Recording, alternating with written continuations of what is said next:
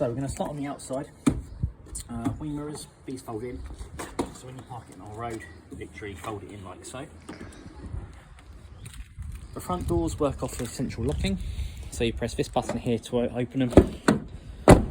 Middle button to lock it. Back door you have to use the key. The bonnet release, just here. So pull that, that's your bonnet release for the front.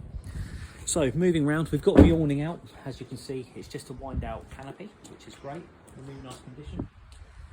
You've got your two folding legs, which literally you pop that straight into here.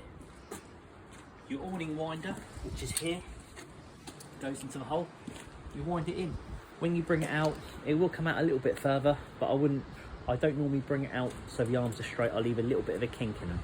But that's your choice. If it's windy, raining, don't use it. Put it back in. Get yourself some pegs and peg it to the ground. Never leave it unattended.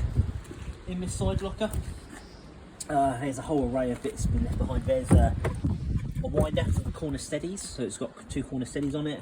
Bags of random bits and pieces. I think some camping chairs and some levelling ramps as well to drive onto. What else have we got? We've got fridge vents, so just don't cover those. Electric step, and the steps operated inside, which I'll show you later. Warning light switches inside as well. On the back we've got the camera. Here's the corner steadies, so if you wanted to put them down, you just make sure you remember to put them back up before you drive off. And this here is your waste tank release. So to empty the waste tank, there's actually a bung you have to undo, or a cap should say, like so. Lift it out, and that then just drain everything out. Moving around this side, we've got the toilet next. I'll come back to that in a minute. We've got the electric cable input. We've put a new flap on, or a whole new housing for you. This is where you put your electric cable. To take the cable out, push the blue button, slide it out. To put it in, you lift the cap like so, push it in like that. Next to it, this is your water heater cover. So when you're not using the water heater, leave this cover on because it stops all the dirt going into it. Take it off, literally, click at the bottom, take it off, and then to put it back on, vice versa, put it on, give it a click, like so, so it's fully engaged. Gas locker, so we've got your gas bottle here. We've put a new gas pipe on it for you as well. On the top, there's a dial, you can go clockwise or anti-clockwise. Clockwise is closed, anti-clockwise is open. When you're driving, make sure it's clockwise to close off. Right, then next to it, we've got two ways of filling the fresh water tank.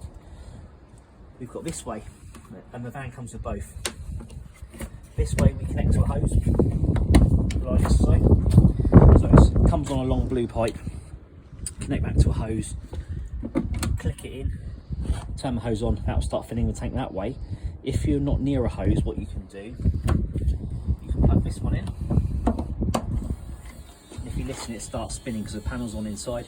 Drop this into, for example, a bucket of water or an aqua roll or a water container, and it will start dragging the water in from the container into the onboard tank. So we've got a selection of ways on that one. And this here, if you ever wanted to drain off your freshwater tank, this is how you do it here. It's on a little clip, push it down to the ground, turn the tap, and it will start coming on. Now lastly, I'll just show you the toilet.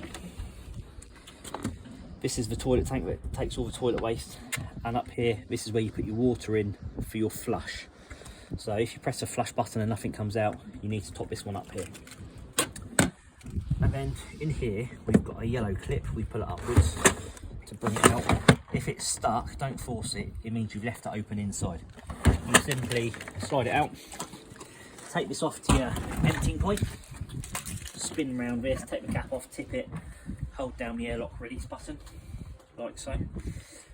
What I then recommend doing is open it up, twist the yellow lever.